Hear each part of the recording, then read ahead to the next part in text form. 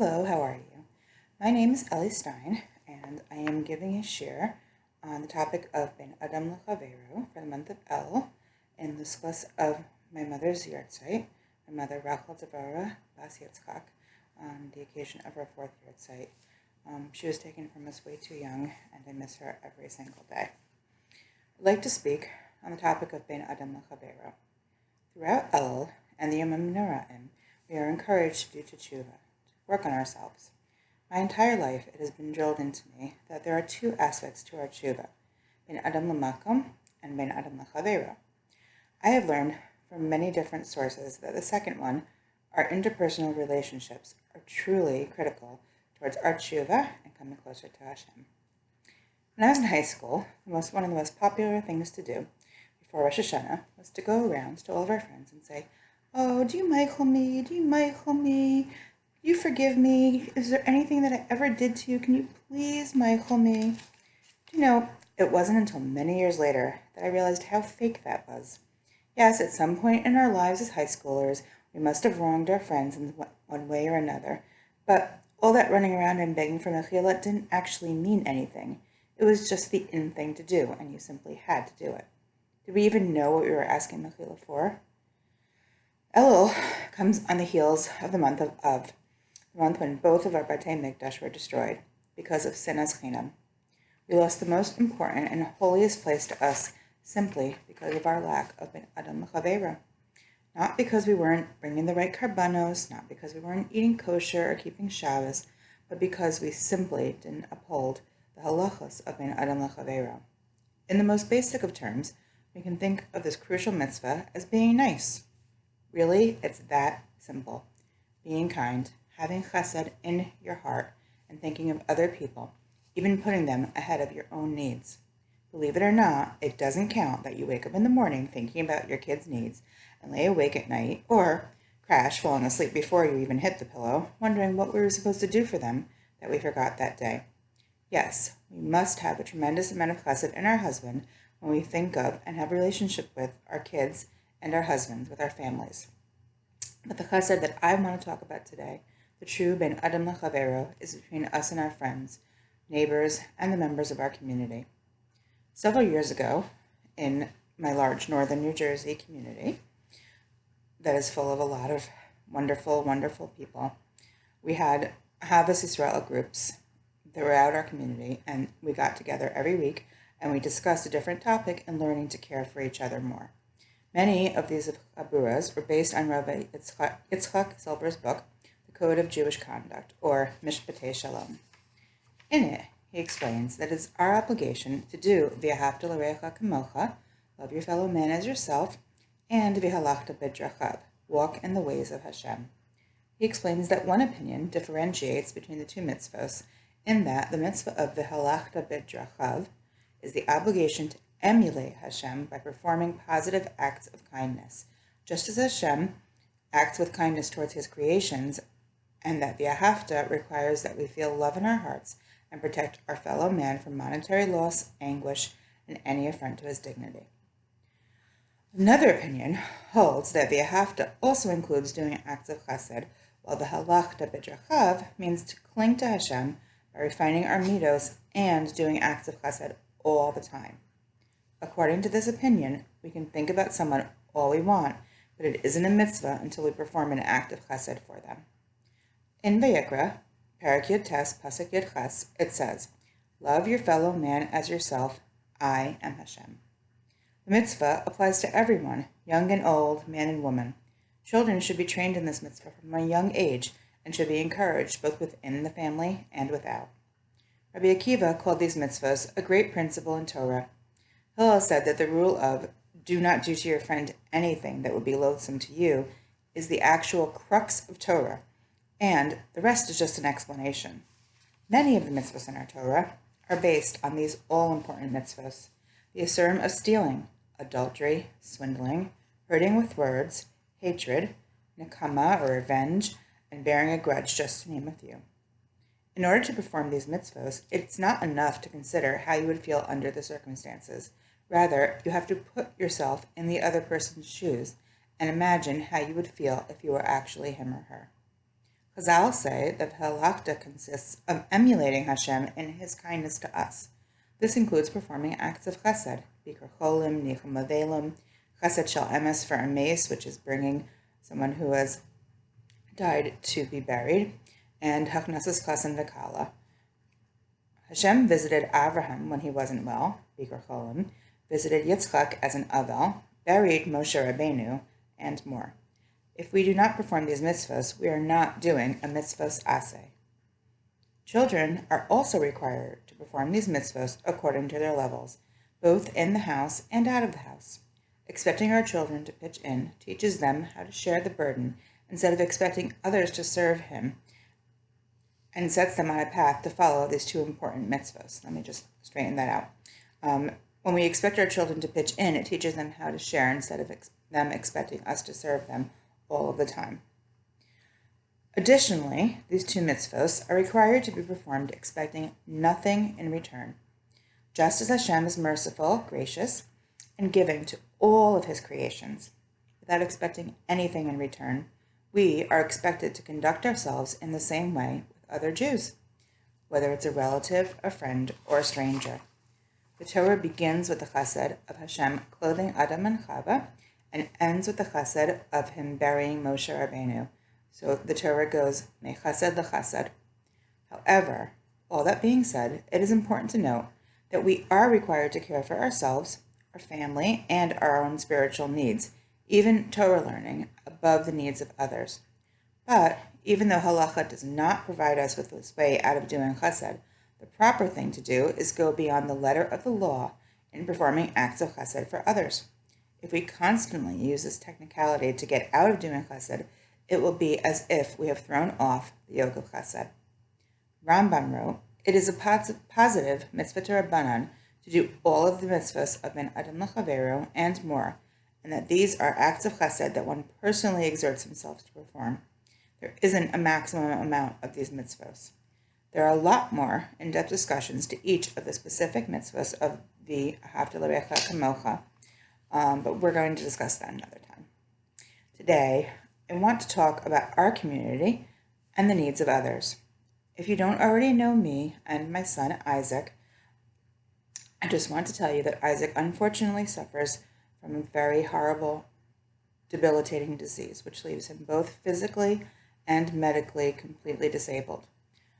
He is reliant on us for every single aspect of his care, including care that nobody should ever have to perform for another person. Isaac is 21 years old, and unfortunately, he had a sister, our oldest daughter, Chavi, who passed away from the same disease as him about 10 years, little over 10 years ago.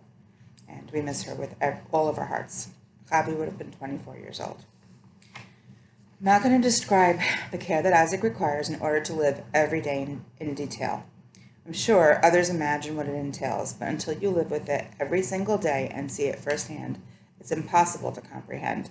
It is truly all-consuming. Before 9 a.m., I have at least 5 full-time jobs. Unfortunately, we haven't had appropriate nursing care for Isaac for about 3 years now. In addition to caring for him 24/7 times 5, I also have an incredible 6-year-old daughter. She has boundless energy and a completely different set of issues, unfortunately. I'm also a firm mother. I need to make Shabbos and Yom Tov, food shop, clothe my children, take care of my house, run errands, and so much more, including advocacy, advocacy, advocacy. I cannot work to help support our household. Sadly, this being my mother's yahrzeit, I do not have a mother to help me.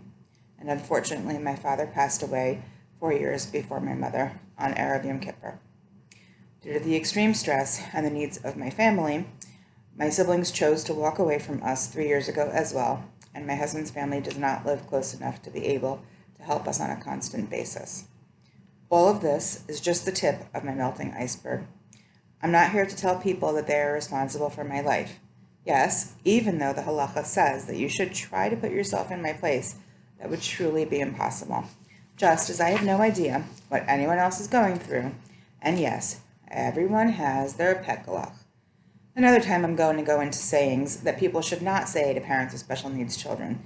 That saying is numero uno, number one, the most annoying thing to hear if you are the parent of a child with physical, medical, mental, any type of special needs.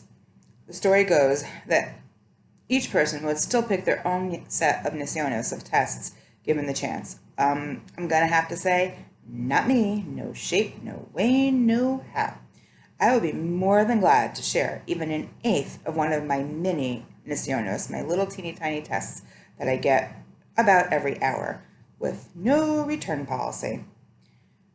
It truly isn't describable how much one person can go through in their lifetime. I'm never going to understand why Hashem chose me for extra super duper nisionos of all time. Guess what, guys? I am not inspiring. I'm human. I put on my stockings 1 foot at a time, just like everybody else. You know how we're told that our neshamas choose our lives? Well, I'll never forget the time that one day I was having such an awful time, and I said to my friend, I am so mad at my neshama, I am not talking to her ever again. I did not give her permission to choose this life. Another popular saying that goes is, I don't know how you do it. Well, guess what? Neither do I. I get up like everyone else, do what I have to so that my children and my family's needs are met as well as they can be. The thing is, I can't do any of this by myself. Sadly, that being human thing, it just keeps interfering.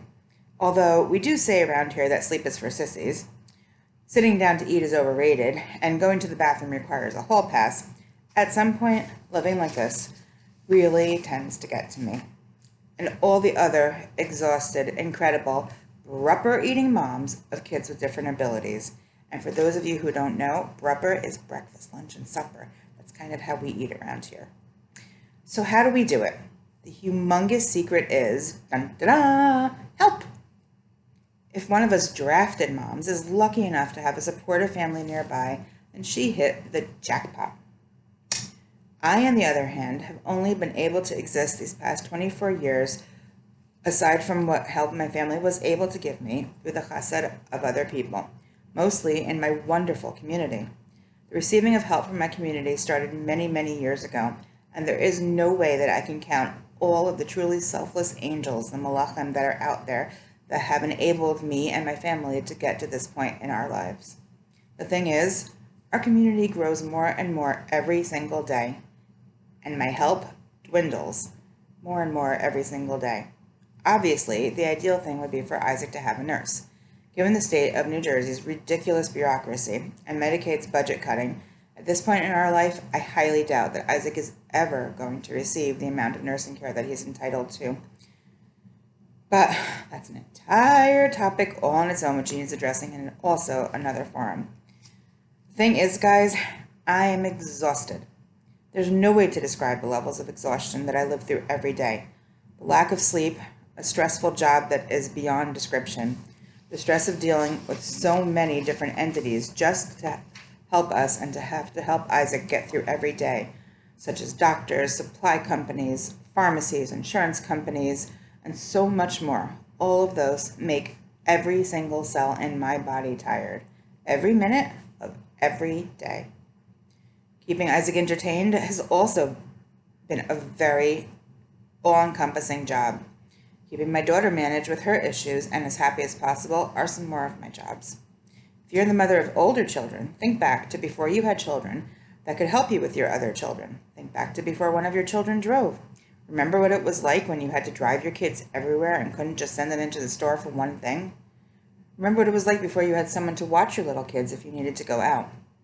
If you have young children, imagine what it's like living with an 80-pound newborn who gets 5 hours of nebulizer treatments, more than 30 medications that have to be prepared and administered, has 20 different medical specialists, and cannot do anything for himself, ever.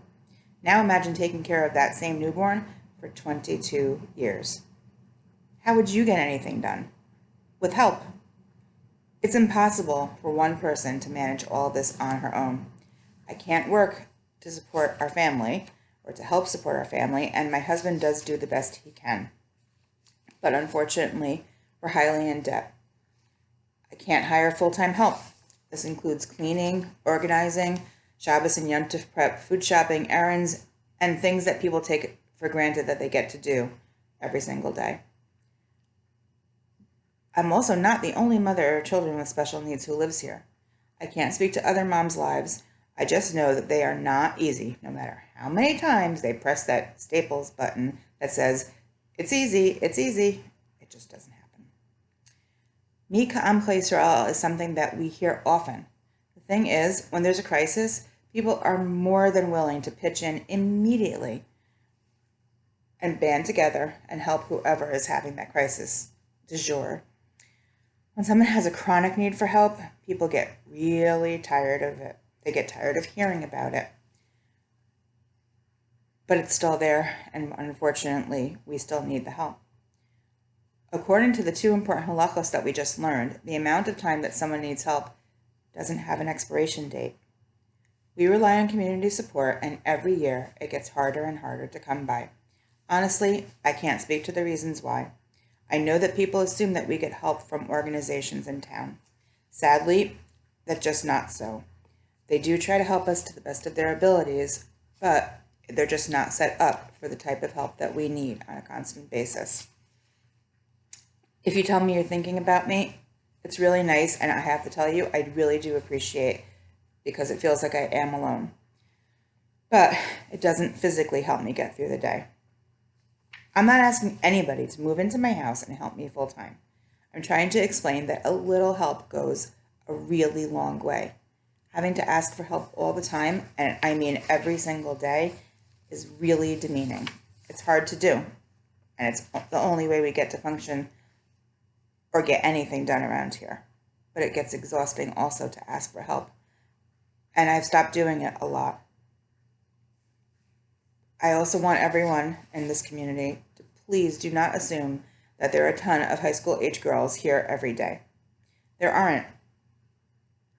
The chesed programs are just not set up that way. There is one high school that helps me tremendously, and the girls are really wonderful, but unfortunately, we just need that much help that they're not able to provide it. I can't describe the pain when I drive through town on Friday and I see hundreds of girls walking around, getting Slurpees, schmoozing with their friends, while I'm driving through town, trying not to text while I'm driving, but begging people to please come over and help me so I can get Shabbos done and take care of Isaac and pick up my daughter from carpool and keep her occupied also. Do you guys know that if each high school age girl that lives in this community from, let's say, 8th grade to 12th grade would come over and help us for 1 hour of their time for the week, we would have more help than we even knew what to do with. By the way, I want everyone to know that I am very, very grateful for every ounce of help that we get, especially those of you whose amazing daughters come to help us. They arrange the help. They drive people over to help us. They are just truly incredible. My Akaras Tov for them knows no bounds, and they give themselves so selflessly. There are also many, many hidden tzaddikim here in my community.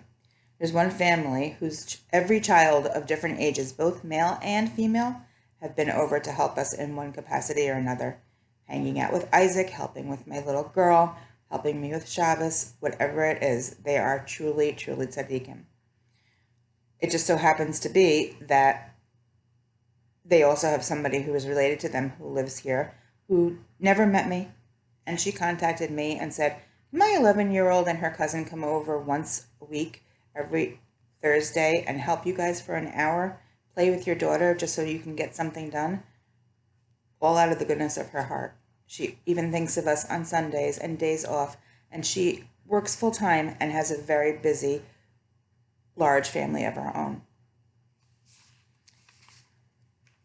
There's people who contact me if they're running errands. They know I can't even run in for my dry cleaning or to pick up a cup of coffee because Isaac cannot be left alone at all in case he chokes and needs to be suctioned. For this purpose, I started an errand gemach, both on Facebook and WhatsApp. Everybody, not only us, needs an extra set of hands. There are people with a lot of young children in the community who need extra help. There are people with special needs children who need extra help.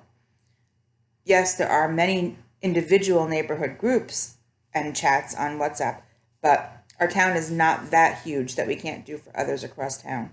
Even if I'm in Costco with Isaac, and I have to tell you, I do the push me pull you, I call it. I'm pushing his wheelchair and pulling the cart behind me. There's no reason that I can't check to see if something is there for somebody or add an extra thing into my cart and take it home for them. I really, really do wish, excuse me, that I did not need this level of help. I also wish my friends who live with the effects of autism and so many other severe issues every day got the help that they needed. So how can we make it better as a klal, as a community? How can we, as individuals, strive to emulate Chazal, the Rambam, and Hillel by performing the mitzvahs of bein adam lechavero? A lot of people have told me that this is the selfie generation. Kids are too wrapped up in themselves to be motivated to help others, even their own families. This is truly, truly sad. I'm not telling people to turn their children into slaves, but we see from the Torah that we need to teach them to see beyond their own needs. Not only will this help their fellow community members, but it's going to help mold them into the parents that we can only hope they'll be. Someone cannot see to the needs of others like their children if they are so involved in the minutiae of their own needs. I have learned to give up so much so that my children could just live through the day. And it really is okay. My clothing may not be immaculate. My house is not perfect. My clothing is not perfect. My son is as healthy as his disease allows him to be. If I miss a simcha, the world does not come to an end. If I need to get clothing for Yontif, I do not have to go to Brooklyn, Muncie, and Lakewood looking for the perfect dress. I would love the time if I had it to organize my house or even put up the pictures that have been sitting around in boxes for 15 years. I would love to cook gourmet food for my family every night. I've given a lot of that up. And yes, people do make us meals and people love to make us meals. But if you've ever been the recipient of meals, you will understand that my family wants mommy food, not other people's food. 24 years of needing meals made for you is way too much. Once recently, someone offered to make me something for Shabbos in front of Isaac. Well, just because Isaac is severely disabled does not mean he can't communicate. He is wonderful at saying no. He also has the ability to say yes if he so chooses. Well, she offered me in front of him, "Oh, can I just make you something for Shabbos?" And he goes, "Nope." And I said, "Don't worry, I have something in the freezer. I'm going to pull that out that I made a while ago." And he goes, "Nope." And I'm like, "Isaac, do I have to make something fresh for Shabbos?" And he's like, "You bet, lady." So that's it. I don't really have that much of a choice. My family deserves to enjoy the food that I make. But at this point, I'm so overwhelmed that that happens only once a week for Shabbos and not even every Shabbos. Materialism and gashmius are the opposite of what we are put on this earth to work on. Ruchnius not only comes from within, but comes from being examples for our children. Sometimes not only showing them how to act works, we need to give them a push out of themselves for the betterment of their fellow Jew and to help them strive to have the best midos and mitzvos that they can. And guess what? It's not only girls that are supposed to work on these mitzvos. Every Shabbos, my son has nothing to do. He cannot entertain himself, he can't hold anything or request anything. He doesn't have the ability to read to himself or to learn. But he's in there, guys, and he counts. And I work really hard every week to ensure that people come visit him on Shabbos. I also try for during the week, but that's another story altogether. Quite often, boys come over and they read to him and they learn with him, and they are tzaddikim. It makes him so beyond happy. They are gaining more from giving of themselves a little bit than that hour they would have spent learning or hanging out with their friends. Over the summer, a wonderful young man came to visit Isaac every single day for an hour just to read to him. And his entire face lit up, and he was so happy. And if I even say his name to him, he would be tremendously happy, and you have got to see this kid smile. He didn't have to watch videos for that hour that that boy gave of himself. So everyone, it's Elul. We're running headfirst into the Yomim Nara'im. Yeah, we need to do tshuva, say slichos, hear shofar, but we also need to work on v'ahavta l'reacha kamocha and v'halachta bedrachav.